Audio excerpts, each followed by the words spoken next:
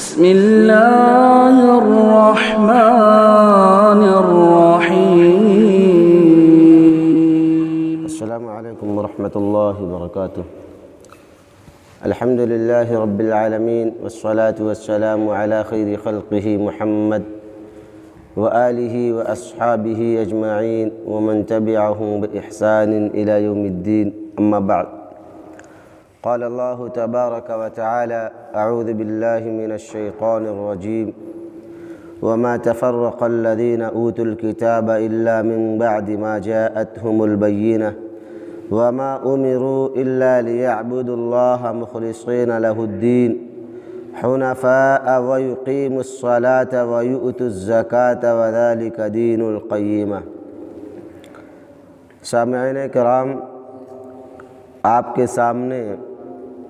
سورہ بینہ کی آیات کی اختصار کے ساتھ تفسیر بیان کی جا رہی ہے۔ ابھی تک آپ کے سامنے یہ بتایا گیا کہ اہل کتاب مشرکین نبی کی بعثت سے قبل یہ مطالبہ کر رہے تھے کہ کوئی نبی آئے، کوئی کتاب آئے جو ہمیں حق کی طرف بلائے، جو ہمیں نیکی کی طرف بلائے، تاکہ ہم برائیوں کو اور گمراہی کو چھوڑ کر حق کی طرف لوٹ آئیں۔ یہ مطالبہ کرنے میں سارے کے سارے ایک ساتھ سے ایک سر میں اس بات کا مطالبہ کر رہے تھے، لیکن جب اللہ سبحانہ تعالیٰ نے نبی صلی اللہ علیہ وسلم کو بحیثیت نبی اور رسول بنا کر ان کے سامنے بھیجا اور قرآن مجید کو ان کے لیے آخری کتاب بنا کر بھیجا، تو جو لوگ آپ کے آنے کا مطالبہ کر رہے تھے اب وہی سارے کے سارے اعراض کرنے لگے، وہی سارے کے سارے انکار کرنے لگے، حالانکہ ان لوگوں نے اپنی کتابوں میں آپ صلی اللہ علیہ وسلم کی نشانیاں پڑھ رکھی تھی اور آپ کے سچے ہونے میں انہیں یقین تھا۔ وہ سارے کے سارے جانتے تھے کہ آپ سچے نبی ہیں اور آپ کے نبی کی جو صفات اور جو خصوصیات اور جو شرائط تورات و زبور کے اندر یا انجیل کے اندر ان لوگوں نے پڑھ رکھی تھی، وہ ساری کی ساری چیزیں ان کے یہاں موجود تھی اور ان تمام خصوصیات کو، صفات کو آپ صلی اللہ علیہ وسلم کے یہاں وہ لوگ محسوس کر رہے تھے، دیکھ رہے تھے۔ ہونا تو یہ چاہیے تھا کہ آپ پر ایمان لاتے، آپ کی دعوت پر لبیک کہتے، قرآن پر ایمان لاتے اور قرآن کی آیات پر اپنے آپ کو نچھاور کر دیتے۔ برعکس ان لوگوں نے مخالفت کرنی شروع کر دی۔ بعض روایات سے پتہ چلتا ہے کہ یہود و نصارہ جتنے بہتر انداز میں اپنے بچوں کو، اپنے بیٹوں کو پہچانتے تھے، اس سے کہیں زیادہ بہتر نبی کی نبوت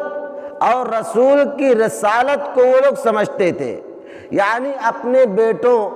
اپنی اولادوں سے زیادہ ان کو آپ صلی اللہ علیہ وسلم کے ساتھ کی جانکاری تھی، لیکن ان لوگوں نے آپ کی تمام خصوصیات، تمام صفات اور تمام علامتیں جاننے کے باوجود بھی ان لوگوں نے اختلاف کیا۔ اللہ سبحانہ تعالیٰ فرماتا ہے: وَمَا تَفَرَّقَ الَّذِينَ أُوتُوا الْكِتَابَ إِلَّا مِن بَعْدِ مَا جَاءَتْهُمُ الْبَيِّنَةُ۔ اللہ سبحانہ تعالیٰ فرماتا ہے کہ آپ کے آنے کے بعد اہل کتاب آپس میں اختلاف کرنے لگے، افتراق کے شکار ہو گئے۔ یعنی آپ کی بعثت سے قبل وہ سارے کے سارے متحد اور سارے کے سارے یکجٹ اور اکٹھا تھے، لیکن جب آپ نبی بنا کر بھیجے گئے تو ان کے یہاں انتشار ہو گیا، اختلاف ہو گیا، افتراق ہو گیا، وہ بٹ گئے۔ آپ دیکھیں گے کہ بہت سارے لوگوں نے آپ کی دعوت کو قبول کیا، آپ کو نبی مانا،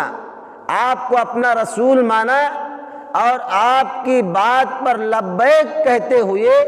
وہ لوگ آپ کے ساتھ جڑ گئے۔ لیکن انہی لوگوں میں سے بہت سارے افراد یا بہت سارے لوگ ایسے تھے جو آپ کی بات کو ماننے کے لیے تیار نہیں تھے اور برملا آپ کی خلافت کا اور آپ سے دشمنی کا اظہار کر دیا۔ یعنی جو لوگ نبی کے بلانے میں اکٹھا تھے، جب نبی آ جاتا ہے تو نبی کی صداقت کے باوجود ان کے یہاں اختلاف پیدا ہو جاتا ہے۔ اللہ سبحانہ وتعالیٰ فرماتا ہے کہ جب میری دلیل، میری علامت نبی صلی اللہ علیہ وسلم کی شکل میں ان کے درمیان آ گئی تو اہل کتاب میں جو سب کے سب متحد اور متفق تھے ان کے یہاں اختلاف ہو گیا اور وہ اختلاف کے شکار ہو گئے۔ اسی لیے بعض لوگوں نے آپ کی دعوت کو قبول کیا اور بہت سارے لوگوں نے آپ کی دعوت کو قبول کرنے سے انکار کر دیا، بلکہ آپ کے دشمن ہو گئے۔ اللہ سبحانہ وتعالی آگے فرماتا ہے وَمَا أُمِرُوا إِلَّا لِيَعْبُدُوا اللَّهَ مُخْلِصِينَ لَهُ الدِّينَ حُنَفَاءَ وَيُقِيمُوا الصَّلَاةَ وَيُؤْتُوا الزَّكَاةَ وَذَلِكَ دِينُ الْقَيِّمَةِ۔ اللہ سبحانہ وتعالی اس آیت کریمہ کے اندر فرماتا ہے کہ ان لوگوں کو حکم نہیں دیا گیا تھا مگر یہ کہ وہ لوگ اللہ کی عبادت کریں، دین کو خالص کرتے ہوئے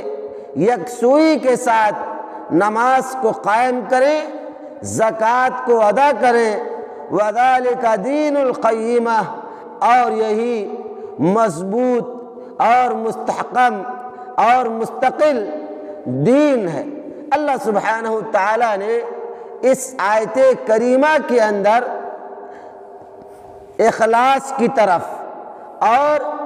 نیتوں کو خالص کرنے کی طرف اشارہ کیا ہے، اور بعض مفسرین نے یا یوں کہا جائے کہ اکثر علماء نے، محدثین نے، مفسرین نے، فقہائے اعظام نے اس آیت سے یہ استدلال کیا ہے، یہ مسئلہ نکالا ہے کہ ایمان عمل کے بغیر مکمل نہیں ہے۔ وہ ایمان جس کے یہاں عمل نہ پایا جائے، جس کے یہاں نمازوں کا اہتمام نہ ہو، روزوں کا اہتمام نہ ہو، صدقات و خیرات کا اہتمام نہ ہو، اس کے یہاں ایمان تو ہو، دعویٰ تو ہو کہ اللہ پر ایمان لاتا ہے، رسول پر ایمان لاتا ہے، اشہد ان لا الہ الا اللہ و اشہد ان محمد رسول اللہ کا ورد کرتا ہے اور اعلان کرتا ہے کہ میں مسلمان ہوں، میرے یہاں ایمان کی جو خصوصیات اور جو صفات اور جو شرائط ہونے چاہیے وہ تمام کے تمام موجود ہیں، لیکن اس کے اس دعوے کے بعد اگر اس کی زندگی میں یا اس کے یہاں عمل نہ پایا جائے، روزوں کا اہتمام نہ کرتا ہو، نماز نہ پڑھتا ہو، صدقات و خیرات نہ ادا کرتا ہو، حج نہ کرتا ہو، یا اسی طریقے سے اور دیگر عبادات ہیں، اوامر پر عمل نہ کرتا ہو، نواہی سے اجتناب نہ کرتا ہو، اگر یہ تمام اعمال جو موجود ہونے چاہیے اگر یہ تمام چیزیں خالی ہیں تو دعویٰ سے کچھ نہیں ہوتا ہے، اس کا ایمان کسی کام کا نہیں ہے، وہ ایمان ہی ایمان کیا ہے جس کے یہاں یا جس پر عمل نہ پایا جائے۔ اسی لیے علماء نے ایمان کے اندر عمل کو لازم اور ملزوم قرار دیا ہے۔ عمل کو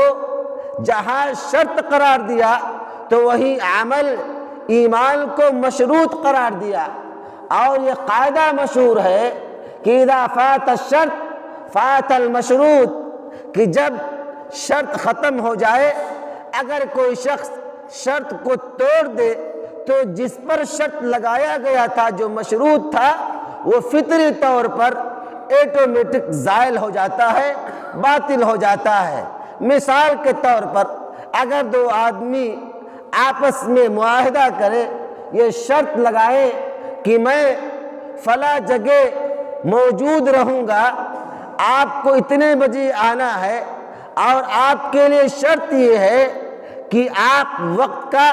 خاص خیال رکھیں گے، لیکن سامنے والا شرط کو توڑ دیتا ہے، تو مشروط جس کی بعد میں ضرورت پڑتی ہے اس کی کوئی حیثیت نہیں ہے۔ تو ایمان کے لیے شرط اول عمل ہے۔ اگر ہماری زندگیاں عمل سے خالی ہیں تو جو مشروط ہے ایمان، اس کا کوئی مقام نہیں ہے، وہ فطری طور پر زائل اور باطل ہو جاتا ہے۔ اسی لیے علماء نے اس نقطے کی طرف ہماری خصوصی توجہ دلائی ہے کہ ہماری ذمہ داری بننی چاہیے کہ ایمان کے ساتھ ساتھ عمل کو بھی آباد رکھے، اپنی زندگیوں میں عمل کو بھی لاگو کرے، تب جا کے ہمارا ایمان مکمل ہوگا۔ مزید تفصیلات انشاءاللہ اگلے درس میں۔ اللہ سبحانہ تعالیٰ سے دعا ہے کہ مولا ہم تمام مسلمانوں کو ایمان کے ساتھ ساتھ عمل کرنے کی توفیق عطا فرما۔ الہ العالمین ہمیں نماز کو قائم کرنے، زکوٰۃ کو ادا کرنے کی توفیق عطا فرما۔ الہ العالمین ہم جو کچھ سنیں، جو کچھ سمجھیں، اس پر عمل کی توفیق عطا فرما۔ آمین۔ السلام علیکم ورحمۃ اللہ۔